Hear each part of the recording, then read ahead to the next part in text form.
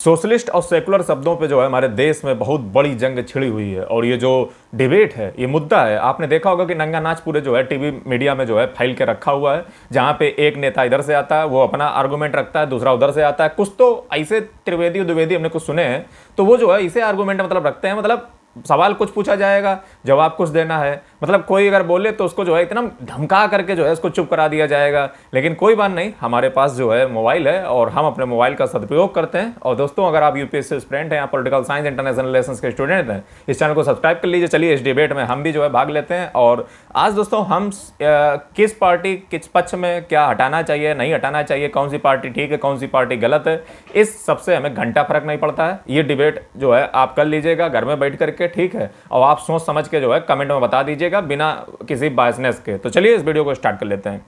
दोस्तों, जब भारतीय स्वतंत्रता संग्राम हमारा चल रहा था, तो आप जानते हो कि हमारे स्वतंत्रता संग्राम का जो समय है वो मुख्यतः अगर देखा जाए तो 1947 के पहले ही है, यानी कि 1947 से पहले ही है।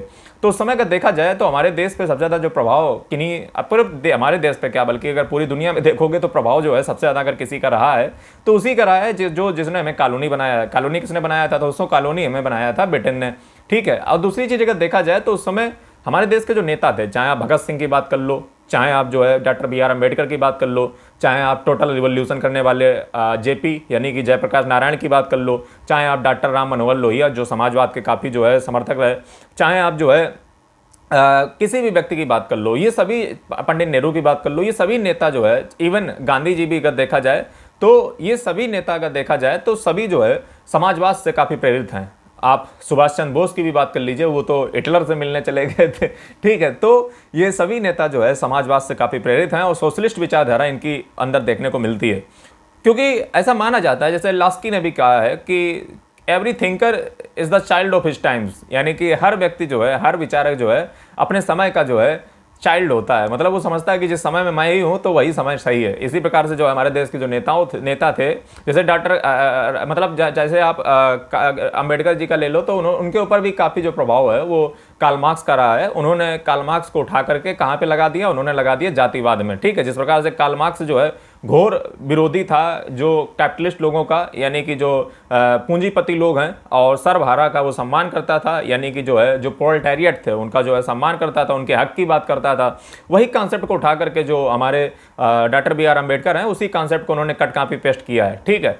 उसके बाद अगर देखा जाए तो हालांकि मैं ये नहीं कह रहा हूँ कि डॉक्टर अम्बेडकर जो है उनके ऊपर एक ही विचारधारा का प्रभाव है, उन्होंने और भी कई चीज़ों को पढ़ा है, ठीक है। बुद्धा का काफ़ी प्रभाव रहा है और दुनिया के लगभग उन्होंने काफ़ी चीज़ों को जो है पढ़ा है। ऐसी बात नहीं है कि उन्होंने जो है की चीज़ को जो है, और देखा जाए तो इस प्रकार से हमारे देश में जो है हर व्यक्ति जो है, जब आज़ादी के समय अगर आप किसी भी नेता से पूछ दोगे तो वो समाजवाद का कड़ घोर मतलब जो है समर्थक आपको देखने को मिलेगा। इसके पीछे दोस्तों कारण ये भी था कि उस समय हमारे देश की समस्या अगर आप देखोगे तो हमारा देश जो है बहुत बड़ा इंडस्ट्रियल जो है रिवोल्यूशन नहीं हुआ था यहाँ पे, ना ही यहाँ पे अगर देखा जाए तो नेचुरल रिसोर्स जो थे वो भी जो है एक्सप्लॉयटेशन, उनका शोषण जो है हो चुका था। सारे नेचुरल रिसोर्स जो है ब्रिटेन जा चुके थे और हमारे यहाँ पे कोई बहुत बड़ा उद्योग धंधा वगैरह नहीं था, सब जो है ब्रिटेन छोड़ करके यहाँ पे गया था। तो उस समय हमारे देश को अगर देखा जाए तो एक ऐसी पॉलिसी की जरूरत थी, एक ऐसी नीति की जरूरत थी जो लोगों के हक के लिए काम करे, क्योंकि लोग, जनसंख्या जो है गरीब है, काफ़ी पिछड़ी है, लोगों को अपलिफ्टमेंट करना है, लोगों को रोजगार देना है, लोगों को एक प्लानिंग करना है।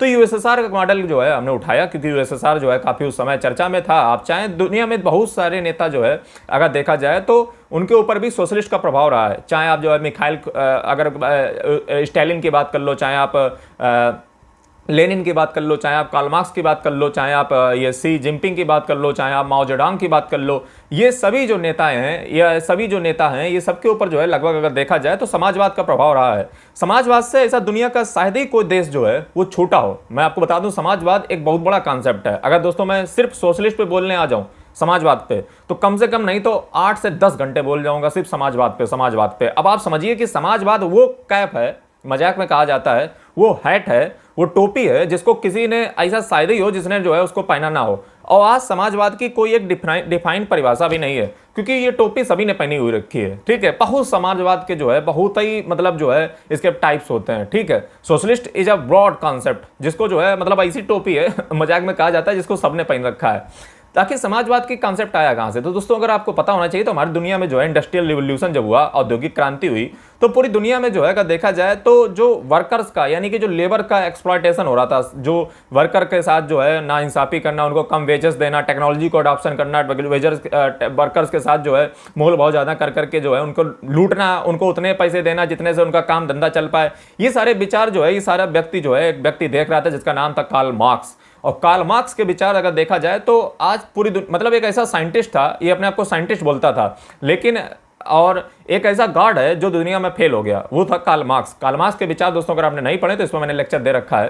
कार्ल मार्क्स ने दोस्तों जो है हिमायती था लेबर्स का, वो जो है हिमायती था, जो मजदूर संगठन है इनका हिमायती था। उसका दोस्तों एक बुक है द कम्युनिस्ट मैनिफेस्टो, उसने एंजल के माध्यम से लिखता था, उसके कई सारे वॉल्यूम है। तो उसमें जो है उसने इस प्रकार की चीजों को जो है काफी तवज्जो दी। उसने कहा कि सर्वप्रथम सोशलिस्ट आएगा, उसके बाद कम्युनिस्ट आएगा। कम्युनिस्ट का मतलब कि लोग जो है मतलब गांधी जी के ऊपर भी इसका प्रभाव रहा है। गांधी जी के ऊपर भी अगर देखा जाए तो कार्ल मार्क्स का काफी अच्छा प्रभाव रहा है। बस गांधी जी जो है स्टेट को नहीं पसंद करते थे, कार्ल मार्क्स भी स्टेट को नहीं पसंद करता था, लेकिन गांधी जी जो है वो जो गांधी जी और कार्ल मार्क्स जो है दोनों की विचारधाराएं लगभग सेम है। बस फर्क बस इस बात का है कि कार्ल मार्क्स जो है वो कैपिटलिस्ट यानी कि पूंजीपति लोगों को उखाड़ कर फेंक देने की बात करता था, यानी कि the workers of the world unite, you have nothing to lose except the blood. मतलब अगर देखोगे तो जब तक खून नहीं बहेगा तब तक इस दुनिया में क्रांति नहीं होगी। और इस दुनिया में जो कैपिटलिस्ट लोग हैं वो जो है वर्कर का जो यानी कि जो लेबर का है उनके हित की बात नहीं करेंगे।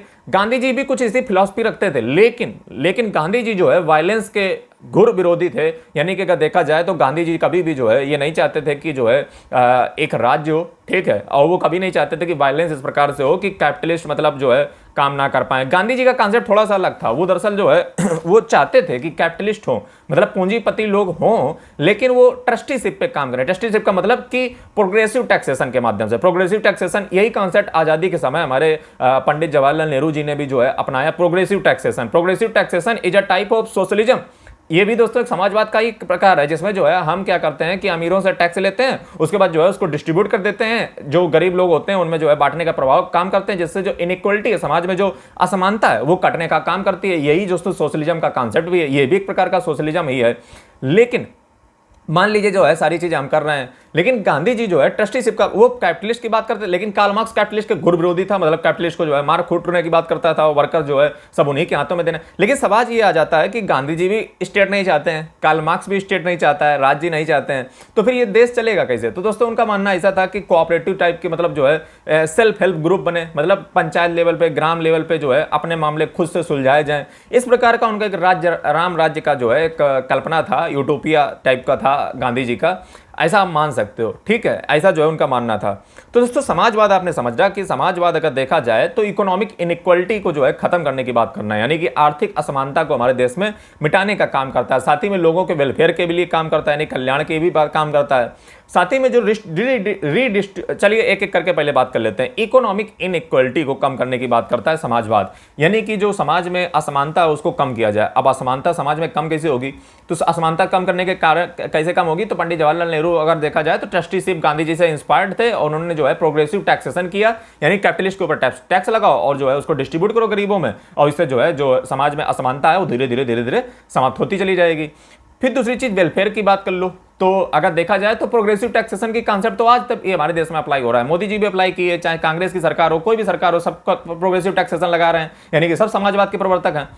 लेकिन दोस्तों वर्ल्ड में अगर देखा जाए तो समाजवाद से कोई अछूता नहीं रहा है। ये कार्ल मार्क्स एक ऐसा व्यक्ति था, एक ऐसा भगवान था जो फेल तो हो गया था, लेकिन उसने इतनी बड़ी जो है वर्कर्स के अंदर मतलब क्रांति भर दी थी कि ऐसा कोई देश नहीं है जो घबराया ना हो अपनी कैपिटलिस्ट विचारधारा से। इवन अमेरिका, फ्रांस, यूके, ये सबको जो है एक समय ऐसा आ गया था 1930 1940 की बात कर लो तो सभी देश जो है कैपिटलिस्ट से सोशलिस्ट पे शिफ्ट होना चालू हो गए थे, मतलब समाजवादी बात करने लगे थे। उन्हें डर था इस बात का कि कहीं कार्ल मार्क्स के विचार जो है इतने ताकतवर ना बन जाएं। वो तो नियो लिबरलिज्म आया। न्यू लिबरलिज्म इधर 1990 तरफ आया, तब जो है दोबारा जो यूके और जो अमेरिका जैसे देश थे वो दोबारा जो है नियो कैपिटलिस्ट अपनी विचारधारा पे शिफ्ट हुए जाकर के। लेकिन ये जो समय चला है ना 1930 1940 से लेकर के 1990 तक, ये सब समाजवाद के ही प्रभाव में रहे। मतलब कार्ल मार्क्स के ऐसे विचारधारा थे, मतलब आप ऐसे मान लीजिए कि इस दुनिया में ऐसा कोई व्यक्ति नहीं छूटा हुआ है जिसके अंदर कार्ल मार्क्स के विचार होते ना हो। अब आपने नहीं पढ़ा है तो वो बात अलग है, लेकिन उस पर मैंने एक अलग से लेक्चर दे रखा है।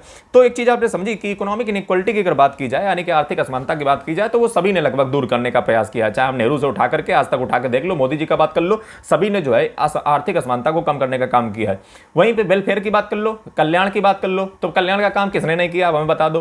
पंडित नेहरू से उठाकर देख लो तो पंडित नेहरू ने जो है सबसे पहले पंचवर्षीय योजना जो है यूएसएसआर यानी कि United Soviet socialist union Republic के कॉन्सेप्ट पे उतार करके पंचवर्षीय मॉडल जो है लॉन्च किया था। अभी जो है परसों अगर देखा जाए तो महालनोबिस उन्होंने जो है इस पे काम भी किया था, जिनकी जो है अभी वर्ल्ड इंडिया में जो है स्टैटिक्स डे भी मनाया जाता है, अभी 29 जून को बनाया गया है।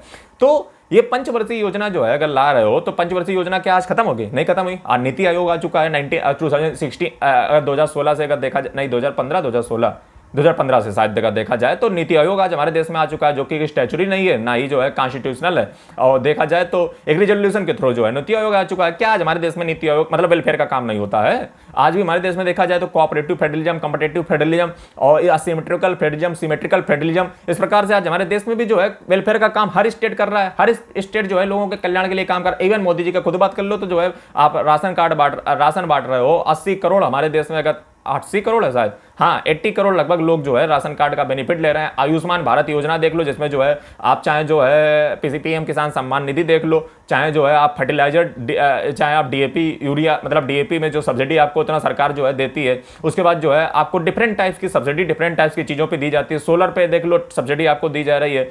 अगर देखा जाए तो हम तो कहते हैं कि पूरे भारत वर्ष में आज तक अगर ऐसा मतलब जो व्यक्ति हटाने की बात कर रहे हैं, यानी कि वो खुद ही सबसे बड़े जो है सोशलिस्ट विचारधारा से इंस्पायर हैं। मतलब उन्होंने खुद इतने सोशलिस्ट वाले समाजवाद वाले काम किए हैं जो उनके सोशलिस्ट विचारधारा से मैच खाते हैं। ऐसा तो आज तक किसी ने शायद नहीं किया। वहाँ पंडित नेहरू की अगर बात छोड़ दो, उन्होंने जो है काफ़ी ठीक ठाक काम किए थे।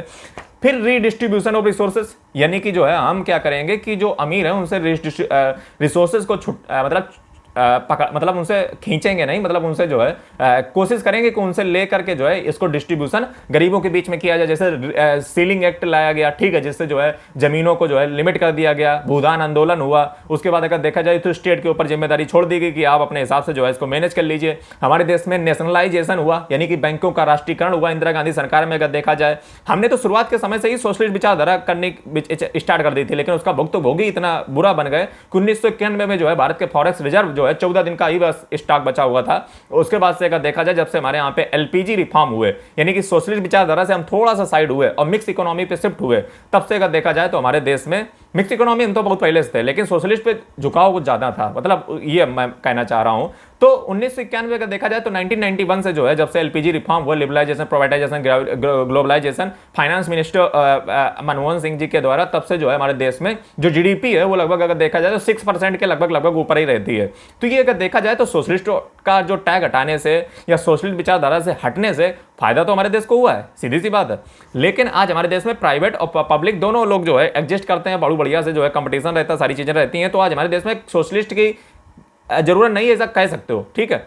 फिर अगर देखा जाए तो कोल माइंस अगर देख लिया जाए तो उसको भी जो है अगर देखा जाए तो सरकार ने अपने उसमें ले रखा है, ठीक है। कोल माइंस को जो है 50 साल पे, अभी मैं एडिटोरियल पढ़ रहा था तो उसमें कहा रखा है कि 50 साल के लिए जो है लीज पे दे दो ताकि जो है लोग अच्छे से काम करें। 5 ईयर प्लान जो है लॉन्च किया गया। Ceiling act, right to education में जिसमें आपने फ्री में एजुकेशन प्रोवाइड करने की बात की। मनरेगा एक्ट जो है मनमोहन सिंह की सरकार में आया। उसके बाद जो है बैंक का नेशनलाइजेशन 1969 में हुआ। तो ये सारे जो एग्जाम्पल है मैं आपको क्या बताना चाह रहा हूं मैं। और सिर्फ इतना ही नहीं, समाजवाद की अगर बात की जाए तो हमारे देश में जो है अगर आप आर्टिकल नंबर अगर देखा जाए तो आर्टिकल नंबर 38 जो है बात करता है कि हमारे देश में सभी व्यक्तियों को जस्टिस होना चाहिए, यानी कि सोशल, इकोनॉमिक, पॉलिटिकल, यानी कि सामाजिक, आर्थिक, राजनीतिक जस्टिस जो है सुनिश्चित करना ही हमारे देश की सरकार का काम है। यानी कि ये भी एक प्रकार की सोशलिस्ट विचारधारा को दिखाता है। वहीं पे आर्टिकल नंबर 39 की बात की जाए तो रीडिस्ट्रीब्यूशन ऑफ रिसोर्सेज की बात करता है, यानी कि जो रिसोर्स हैं उनको जो है रिडिस्ट्रीब्यूट किया जाए। साथ ही में आर्टिकल नंबर 39 क्लास ए जो है शायद जो है महिलाओं को फ्री लीगल एड की बात करता है। तो ये भी एक प्रकार का समाजवाद ही है। वहीं पे अगर देखा जाए तो आर्टिकल 43 से 41 तक अगर आप देखोगे तो उसमें जो है आपको राइट टू वर्क, वेजेस आपको सही मिलने चाहिए, आपको एजुकेशन का अधिकार वगैरह, ये सारी चीज़ें जो है, आपको पब्लिक असिस्टेंस भी आपको दिया जाएगा, ये सारी चीज़ें जो है आपके आर्टिकल्स में दी जाती हैं। तो एक प्रकार की विचारधारा किस प्रकार की है, सोशलिस्ट विचारधारा ही है जो आपको जो है दी जा रही है। वहीं पे अगर देखा जाए तो ये सारी चीजें जो है दर्शाती हैं कि हमारे देश में जो है सोशलिस्ट कॉन्सेप्ट काफी जो है अच्छे से मतलब जो है घुला हुआ है। वहीं पे एक मैं सुप्रीम कोर्ट का जो है ऑनरेबल सुप्रीम कोर्ट का एक जजमेंट जो है आपको बताना चाहूंगा। डीएस नकारा वर्सेस यूनियन ऑफ इंडिया 1983 का केस है। इसमें दोस्तों सुप्रीम कोर्ट ने कहा था कि सोशलिस्ट को आप इस प्रकार से मत देखिए यूएसएसआर के लेंस से या अमेरिका के लेंस से, अमेरिका तो फिलहाल नहीं होगा, यूएसएसआर के लेंस से या चाइना के लेंस से जो है इसको मत देखने का प्रयास कीजिए, कार्ल मार्क्स के चश्मे से मत देखिए। सोशलिस्ट का जो डिफिनेशन है सुप्रीम कोर्ट के द्वारा जो है कहा गया है कि एलिमिनेशन ऑफ इनइक्वालिटी, यानी कि असमानता जो है समाज से हटाइए। दूसरी चीज जो है promote create decent standard of life, यानी कि जो है हर व्यक्ति को जो है एक अच्छा जीवन शैली जो है जीने का अधिकार प्राप्त हो। यही जो है सुप्रीम कोर्ट का जो है जजमेंट है 1983 के डीएस नकारा वर्सेस यूनियन ऑफ इंडिया के केस में। वहीं पे रिजर्वेशन जो है, जो पॉजिटिव एफर्मेशन, यानी कि अगर देखा जाए तो जो हम धनात्मक रूप से अगर देखा जाए तो पॉजिटिव जो हम डिस्क्रिमिनेशन करते हैं लोगों के बीच में, रिजर्वेशन देने का काम करते हैं, ये भी तो एक प्रकार की सोशलिस्ट विचारधारा है, ये भी समाजवाद से इंस्पायर है। अब दोस्तों अल्टीमेटली मुद्दे पर आ जाते हैं, ठीक है, और इस पे जो है अगर देखा जाए तो हम थोड़ा सा जो है मुद्दे पे आते बात करते हैं। दोस्तों ये जो पूरा मामला है अगर देखा जाए तो आई होप आपको अभी तक मजा आ रहा होगा, ऐसा वीडियो शायद आपने देखा नहीं होगा, ठीक है। तो चैनल को सब्सक्राइब, बेल आइकन को प्रेस और वीडियो को लाइक और कमेंट एक ठोक दो बढ़िया सी। तो हाँ, मैं दोस्तों ये बता रहा हूँ कि बीजेपी के जो कॉन्सेप्ट है उसमें ये सारे विचार आते कहाँ से हैं, तो उसके पीछे दोस्तों कारण है बीजेपी की अगर दोस्तों बात की जाए तो वो आरएसएस से मिलकर बनी थी। मतलब अगर देखा जाए तो जैसे ऑल इंडिया मुस्लिम पर्सनल, मतलब मुस्लिमों की जो है अपना हुआ करता था उनका संगठन, लेकिन हिंदुओं के हक की बात करने वाला कोई था ही नहीं, तो हमारे देश में बना था आरएसएस। और आरएसएस जो है एक पार्टी को लाना चाहता था कि राजनीति में हमारा हिंदुओं का भी दबदबा हो, तो उसके लिए पार्टी एक आई थी जनसंघ, जिसके पहले जो है अगर देखा जाए तो श्यामा प्रसाद मुखर्जी जी बने थे।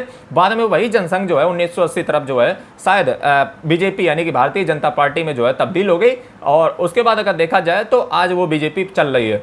दोस्तों बीजेपी के जो विचार हैं वो पंडित दीनदयाल उपाध्याय जी से मिलते हैं। पंडित दीनदयाल उपाध्याय को अगर आप नहीं जानते हो तो आपको पता होना चाहिए कि हमारे देश में 1965 में इन्होंने एक स्लोगन दिया था, और बीजेपी की विचारधारा वहीं से मैच खाती है। बीजेपी मैं यहाँ पे किसी पार्टी विशेष के पक्ष में नहीं हूँ, मैं जो ज्ञान की बातें वो बता रहा हूँ, मैं मुझे किसी से फर्क नहीं पड़ता है चाहे वो कांग्रेस हो भाजपा हो, बस अपना मैं बात बता रहा हूँ, जो ज्ञान की बात है उसे ले लो, ठीक है, ज़्यादा मतलब मन निकलना। तो पंडित दीनदयाल उपाध्याय जी का मानना था कि हमारे देश में जो है, और इन्हीं के विचार जो है बीजेपी से इंस्पायर होते हैं, ठीक है, वो काफ़ी जो है उनको मानते हैं, मतलब मान लीजिए सब संबंध उनका उसी से। तो 1965 में पंडित दीनदयाल उपाध्याय जी जो है इंटीग्रल ह्यूमनिज्म की बात करते थे। इंटीग्रल ह्यूमनिज्म क्या है? इंटीग्रल ह्यूमनिज्म जो है पंडित दीनदयाल उपाध्याय जी का कहता है कि इस देश में जो है ना ही कैपिटलिस्ट विचारधारा होनी चाहिए ना ही सोशलिस्ट विचारधारा होनी चाहिए, क्योंकि दोनों ही मैटेरियलिस्टिक कॉन्सेप्ट को जो है बढ़ावा देते हैं। यानी कि अगर देखा जाए तो दोनों ही अगर देखा जाए तो मैटेरियलिस्टिक यानी कि जो मैटेरियलिस्टिक को हिंदी में क्या कहते हैं पता नहीं, मटेरियल मतलब जो भोग विलास की चीज़ों को जो है तवज्जो देते हैं, चाहे वो सोशलिस्ट हो चाहे कैपिटलिस्ट हो, ये दोनों ही बेकार हैं। हमारे देश को चाहिए कि हमारा देश जो है कल्चरल यूनिटी की बात करे। कल्चरल यूनिटी का मतलब सभी बॉडी माइंड और सोल से जो है एक साथ जुड़ें, एक लिए काम करें, और तब जो जा करके हम जो है इस देश में जो है इस प्रकार की एक जो है मतलब विचारधारा चाहते हैं, ठीक है। इंटीग्रल ह्यूमनिज्म इसको कहा गया है। कैपिटलिस्ट और वो सोशलिस्ट किसी को भी नहीं चाहते थे, इसलिए बीजेपी भी जो है अगर देखा जाए तो आप ऐसा मान सकते हो कि उन्होंने भी जो है आपातकाल जब से 25 जून का मुद्दा हुआ है, तो आरएसएस के जो सेकेंड हेड होते हैं उनका नाम जो अगर नहीं पता है तो उन्होंने जो है इस मुद्दे को उठाया कि आपातकाल के समय ये शब्द जो है जोड़ा जाना। और हमारे भारतीय संविधान जब बनाया जा रहा था तो हमारे डॉक्टर अम्बेडकर का कहना ऐसा था कि ये आने वाले युगों आने वाली पीढ़ी पे छोड़ दीजिए कि इस शब्द को जोड़ा जाना है या नहीं जोड़ा जाना है। इनिशियल जो शुरुआती संविधान में ये शब्द नहीं था, और उसके पीछे जो आर्गूमेंट था मैंने आपको बता दिया कि वो पीढ़ियों पे छोड़ दिया गया था। लेकिन आपातकाल के समय इंदिरा गांधी जी ने चूंकि ऐसे कुछ काम किए, नेशनलाइजेशन किया बैंक का, और फिर देखा जाए तो और भी कई अच्छे काम किए, तो इस कारण बस जो है उन्होंने सोशलिस्ट को इसमें जोड़ा। दूसरी डिबेट जो दोस्तों इस हमारे देश में चल रही है, वो सबसे बड़ी डिबेट चल रही है, वो इस बात की चल रही है कि सेकुलर लेकर के। सेकुलर अगर दोस्तों देखा जाए तो इसका शुद्ध अर्थ होता है धर्मनिरपेक्ष या पंथ निरपेक्ष। अब धर्मनिरपेक्ष हमारे देश के सापेक्ष संदर्भ में इसलिए नहीं कहा जाता है क्योंकि धर्मनिरपेक्ष का मतलब ये है कि हमारा देश का किसी धर्म पे चलता ही नहीं है, जबकि बिना धर्म के किसी इंस्टीट्यूट के गवर्नर नहीं किया जा सकता है। तो हमारे राज्य का भी एक धर्म होता है, लोगों का भलाई करना वगैरह वगैरह।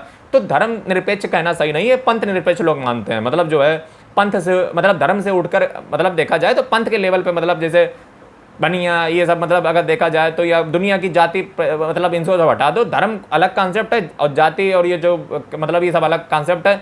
तो पंथ निरपेक्ष का मतलब ये है कि किसी भी पंथ का एक समर्थन नहीं करेंगे। जैसे आप मान लीजिए कि कैसे बताएं कि जैसे बहुत सारे हमारे देश में धर्म है, तो उन्हीं में से पंथ निकल आते हैं, ठीक है, कि हम नाथ संप्रदाय, भक्ति संप्रदाय या इस संप्रदाय। तो ये संप्रदायों से जो है मतलब अगर हम किसी भी संप्रदाय, सभी संप्रदाय का जो है सम्मान करेंगे, हमारा जो सेकुलरिज्म का कॉन्सेप्ट है वो वेस्ट से अलग है। वेस्ट क्या कहता है? वेस्ट दोस्तों पश्चिम ये कहता है, पश्चिम का दर्शन ये कहता है कि राज्य और जो स्टेट, राज्य और जो धर्म होगा वो दोनों दूर दूर रहेंगे। ये मैकियावेली का कॉन्सेप्ट है, जो मैकियावेली से चूंकि वेस्ट इंस्पायर्ड है, इसलिए मैकियावेली ने द प्रिंस में कहा था कि राज्य जो है वो मतलब राज्य से कोई तात्पर्य नहीं। हालांकि डिस्कोर्स में उन्होंने हालांकि छोड़ो जब तो मैकियावेली के इंस्पायर हैं, तो वेस्ट वाले वो मानते हैं कि राज्य और राजा के बीच में जो है कोई संबंध नहीं होना चाहिए, धर्म और राजा के बीच में कोई संबंध नहीं होना चाहिए। लेकिन हमारा इंडियन कॉन्स्टिट्यूशन चूंकि अगर देखा जाए तो हमारा देश एक डाइवर्स कंट्री है, यहाँ पे different types of religion, different tribes और डिफरेंट माइनॉरिटी के लोग रहते हैं। इसलिए अगर देखा जाए तो हमारे देश में पॉजिटिव कॉन्सेप्ट ऑफ सेकुलरिज्म है, जिसका मतलब है हम सभी धर्मों के साथ जो है खड़े होंगे। लेकिन जब हम सभी धर्मों के साथ खड़े होते हैं तो हमारे देश में दोस्तों यूसीसी भी इंप्लीमेंट कराना है, जिसकी मोदी जी बहुत बात करते हैं। और अगर ये शब्द सेकुलर हमारे देश में जुड़ा रहा तो ये यूसीसी लाना लगभग आप भूल जाओ। तो इसीलिए देखिए, आप पहले इसको थोड़ा रिलेट कीजिए, थोड़ा पीछे जाइए। केशवानंद भारती केस जो 1973 का था, उसमें सुप्रीम कोर्ट ने जो है, मैं आपको बता दूं तो SR Bommai versus union of India का केस था, जिसमें सुप्रीम कोर्ट ने कहा था कि सेकुलरिज्म जो है ये हमारे देश का बेसिक स्ट्रक्चर है। 1973 के केशवानंद भारती केस में कहा था कि संविधान की जो मूल आत्मा है उसमें आप परिवर्तन नहीं कर सकते हो, यानी कि सेकुलरिज्म हमारे देश की मूल आत्मा है। और जब तक जो है ये सेकुलरिज्म शब्द उसमें रहेगा, तब प्रेम्बल में रहे, कॉन्स्टिट्यूशन में है, तब तक जो है अब ऐसा नहीं होता है कि प्रेम्बल में है तो या कॉन्स्टिट्यूशन में। कॉन्स्टिट्यूशन के बहुत सारे आर्टिकल ऐसे हैं जो सेकुलरिज्म के बारे में ही बात करते हैं, जैसे आर्टिकल नंबर 25, 26, 27, 28, ठीक है, ये बात करते हैं। उसके बाद जो है आर्टिकल नंबर अगर देखा जाए तो आपके 14 हो गया, 15 हो गया, ये सभी जो है आपके पंथ निरपेक्ष की ही बात करते हैं। तो हमारे देश में ऐसा नहीं कि कॉन्स्टिट्यूशन में है, नहीं, कॉन्स्टिट्यूशन की जो आत्मा है वो सेकुलर टाइप का ही बोल रही है। इसलिए हमारे देश में जो है बेसिक अगर स्ट्रक्चर में देखोगे तो सेकुलरिज्म है। ऐसा जो है SR Bommai versus union of India के केस में सुप्रीम कोर्ट ने कहा था। तो सेकुलरिज्म हमारे देश की एक बेसिक डॉक्ट्रिन है, ठीक है। और अगर ये दोस्तों सेकुलरिज्म शब्द, इसके नुकसान भी हैं। नुकसान क्या है? जैसे हमारे देश में अगर देखा जाए तो अलग अलग मुस्लिम अपने लॉ से, जैसे मुस्लिम ऑल इंडिया मुस्लिम पर्सनल शरीयत लॉ जो है 1937, हिंदू मैरिज एक्ट 1955, इस प्रकार से जो है अपने अपने धर्म के अनुसार जो है अपने अपने धर्म से जो है लोग अपने मामले जो है धार्मिक जो मसले हैं उनको हल करने का प्रयास करते हैं। अब इसमें कुछ प्रथाएं अच्छी भी हैं, कुछ प्रथाएं बुरी भी हैं। मैं जब कुप्रथाएं की बात कर रहा हूं तो इसमें कुप्रथाएं सिर्फ भारत में ही मतलब हिंदू में ही नहीं है, मुस्लिमों में ही है। जैसे सबरीमाला मंदिर केरला का आप देख लीजिए, जो केस था young India lawyer association versus union of India का केस 2018 का, उसमें जो है सुप्रीम कोर्ट ने कहा था कि ये मामला कॉन्स्टिट्यूशनल मोरालिटी का है, यानी कि संवैधानिक नैतिकता का। यहाँ पे आर्टिकल नंबर 14 यानी कि समानता का अधिकार है, मंदिर में जाने का सभी को अधिकार है सबरीमाला मंदिर में। तो हम मंदिर में जाने देंगे और हम यहाँ पे धार्मिक मसले को बीच में नहीं लाएंगे, यानी कि सेकुलरिज्म गया तेल लेने। ऐसा सुप्रीम कोर्ट का 2018 का जजमेंट है। फिर दूसरी चीज अगर देखा जाए तो Saira Bano versus union of India का केस ले लो, ठीक है, नहीं सायरा बानो का केस ले लो, यूनियन ऑफ इंडिया पता नहीं है कि नहीं, तो Saira Bano versus union of India 2017 का केस ले लो। इसमें भी देखा जाए तो कॉन्स्टिट्यूशन मोरालिटी को ही शामिल किया गया है कि धार्मिक स्वतंत्रता आपकी गई तेल लेने, यानी कि आर्टिकल नंबर 25 और आर्टिकल नंबर 14 समानता और धर्म के बीच में जब मामला आएगा तो समानता को ही तरजीह दी जाएगी। यानी कि धर्म इतना बड़ा मुद्दा नहीं है, यानी कि सेकुलरिज्म इतना बड़ा मुद्दा नहीं है। सर्वप्रथम human dignity is the main course, यानी कि ह्यूमन डिग्निटी यानी कि इंसान जो है सबसे पहले है, यानी कि समानता सर्वप्रथम सबसे पहला चीज है। ये कॉन्स्टिट्यूशन मोरालिटी का सिद्धांत कहलाता है, संवैधानिक नैतिकता का सिद्धांत कहलाता है। अब इसके दोस्तों कुछ फायदे भी हैं। अगर हमारे देश में पंथ निरपेक्ष ये कॉन्सेप्ट रहता है कि सभी धर्मों के साथ जो है, सभी पंथों के साथ जो है सरकार एक साथ व्यवहार करे, इसके नुकसान भी हैं, क्योंकि कुछ प्रथाएं हैं, कुछ कुप्रथाएं हैं। जैसे हिजाब का मुद्दा ले लो, ईरान के मामले में जो है भारत जो है कौन सा मॉरल पुलिस होती थी, वो जो है ईरान में टार्चर करती थी, तो मुस्लिम भारत सरकार जो है उस पर कोई बयान ही नहीं दिया। फिर कर्नाटक में चाहे हिजाब का केस ले लो। फिर उसके बाद अगर देखा जाए तो अभी आप वक्फ बोर्ड का मामला ले लो, वक्फ में जो है सरकार संशोधन करके जो है इसको मतलब संशोधन करके मुस्लिमों के फायदे के लिए जो है मतलब काम करवाना चाहती है, लेकिन मुस्लिम लोग जो है अपना सेकुलर का झंडा ले करके जो है 25 और 28 आर्टिकल तक का वो जो है अपना झंडा उठा करके जो है उसमें चेंज नहीं करने दे रहे, जिसे बवाल कटा। अभी वक्फ वाला आपने मुद्दा देखा, सुप्रीम कोर्ट चला गया। उसके बाद अगर देखा जाए तो इसे सिर्फ कई मुद्दे हैं, जैसे हमारे देश में एक राम मंदिर का मुद्दा देख लो, ठीक है, तो ये मुद्दा भी जो है श्री राम मंदिर वाला देख लो। उसके बाद जो है अगर देखा जाए तो कई नुकसान भी जो है इस चीज़ के होते हैं। जैसे अगर बात किया जाए तो हिंदुओं का, मुस्लिमों का मैंने बता ही दिया। प्लेसेस ऑफ वर्शिप एक्ट जो है 1991 का अगर देखा जाए तो वो 1947 तक जैसी धरोहर वगैरह जो भी मंदिर मस्जिद है वैसे यथाशीघ्र रहने की बात करता है। ये भी जो है सेकुलरिज्म की बात करता है, मतलब जो है जैसा जैसा है वो वैसे ही बना रहने दो। उसके बाद दोस्तों जो यूसीसी है उसको अगर आर्टिकल 44 के तहत इंप्लीमेंट कराना है तो हमारे देश में सेकुलरिज्म जो है ये पहले हटाना पड़ेगा उसके, क्योंकि वो अगर बना रहेगा सेकुलर तो हमारे देश में कभी भी एक कानून, एक सिविल कोड, एक क्रिमिनल कोड ये आ ही नहीं पाएगा कभी भी। तो इसीलिए जो है सेकुलर शब्द हटाना चाहिए, ऐसा जो है मेरे हिसाब से बीजेपी की कहीं ना कहीं मंशा रही होगी पीछे पीठ में, मतलब अगर देखा जाए तो ये चीज़ें दोस्तों जो है आपको पता होनी चाहिए। रही बात दोस्तों सेकुलरिज्म की, तो सेकुलर जो है उसका मतलब सिर्फ ये, अब अल्टीमेटली मैं जजमेंट पे आ जाता हूँ, ठीक है। जजमेंट तो मैंने आपके ऊपर छोड़ा था, लेकिन चूंकि अब इतनी बकैती कर ही ली है तो थोड़ा जजमेंट भी कर लेते हैं दोस्तों। सबसे पहले बात कर लेते हैं समाजवाद की। समाजवाद, सोशलिज्म। दोस्तों सोशलिज्म जो है अगर देखा जाए तो उसके कुछ अगर फायदे हैं तो कुछ नुकसान भी हैं। जैसे अभी जैसे जो आप मान लीजिए किसी पक्ष में, अभी ये मैं बोल रहा हूँ, ठीक है, अभी तक ज्ञान चल रहा था, अब मैं बोलूँगा। तो सोशलिज्म अगर दोस्तों देखा जाए तो सोशलिज्म समाज कल्याण की बात करता है। समाज कल्याण में क्या होते हैं, लोग जो है निठल्ले बन जाते हैं और मक्कारी कामचोर। अब जैसे हमारे देश में समस्या देख लो, फ्री का राशन बांट रहे हो, अब वो ऐसा स्थिर हो चुके हैं कि उन्हें अगर बंद कर दिया तो कल को पता चला जो है, तो इसीलिए जो है समाजवाद निठल्ला बनाती है, ठीक है। कैपिटलिस्ट जो है आपको काम करवाते हैं। तो एक मिक्स बैलेंस होना चाहिए, परसेंटेज का थोड़ा बहुत होना चाहिए। और कोई भी शब्द जो है संविधान में, मेरे हिसाब से तो पर्सनल मानना है कि संविधान के प्रीएम्बल में ये शब्द हटा देना चाहिए, ठीक है। मिक्सिंग चलनी चाहिए, कोई ऐसी विचारधारा एक का प्रमाण मतलब जो है नहीं करेंगे, ठीक है, क्योंकि ये समाज जो है सबको काम करना पड़ेगा। ऐसा नहीं कि कोई बैठ करके निठल्ला खाए। हाँ, जो काम जिनको बिल्कुल ही मतलब गैर गुजरे हैं तो उनकी मदद की जाएगी। अब ऐसा नहीं है कि जो है तुम कल को झंडा लेके फतवा जारी कर दो कि नहीं मैं सोशलिस्ट, हम भी विचारधारा, हमें 5 किलो राशन चाहिए और हम जो है निठल्ले बैठ के घर पर जो है बैठेंगे जाकर के, हमें रिजर्वेशन चाहिए, हमें ये चाहिए वो चाहिए ना, समझ रहे हो। तो सोशलिस्ट और कैपिटलिस्ट का मेल जुलाप होना चाहिए, ठीक है। क्रीमी लेयर वगैरह वो जो है इंदिरा गांधी, इंदिरा साहनी वगैरह वो सब हम देख लेंगे। फिर दूसरा मुद्दा आ जाता है सेकुलर का मुद्दा। तो सेकुलर मैं ऐसा मानता हूं कि धर्म अगर देखा जाए तो वो एक निजी मामला है, पर्सनल मामला है, और उसको जो है आत्मसात करने की जरूरत है। लेकिन पब्लिक प्लेसेस में आप जाकर के जो है उसका झंडा गाड़ दो जाकर के, ठीक है। आप का धर्म जब समाज के विकास में जो है रोड़ा बनने लगे, आप समाज के डेवलपमेंट में नुकसान करने लगे, मानव जाति के जो कुप्रथाएं हैं दुनिया की जो है जब रोड़ा डालने लगे, तो मुझे ऐसा मानना है कि सेकुलर शब्द को हटा देना चाहिए। और सेकुलर नहीं बल्कि जो अगर देखा जाए तो सभी ह्यूमन डिग्निटी की इज्जत होनी चाहिए, जो कि हमारा लॉ, हमारा कॉन्स्टिट्यूशन करने का प्रयास करता है। हम सभी धर्मों के जो है जो अच्छी चीज़ें उनका सम्मान करेंगे और ये हमारा इंडियन कॉन्स्टिट्यूशन करने की इजाज़त देगा। लेकिन अगर आप जो है उसको प्रथा को बढ़ाना चाहते हो, अगर आप चाहते हो कि सभी लोग जो है हिजाब पहने, सभी 3 तलाक बना रहे, या फिर जो है अगर देखा जाए वक्फ के नाम पे जो है इतनी बड़ी संपत्ति का जो है दोहन होता रहे, तो हमें ऐसे सेकुलरशिप का जो है किसी प्रकार से सम्मान नहीं करता हूँ। तो ये चीज़ें हैं, ठीक है।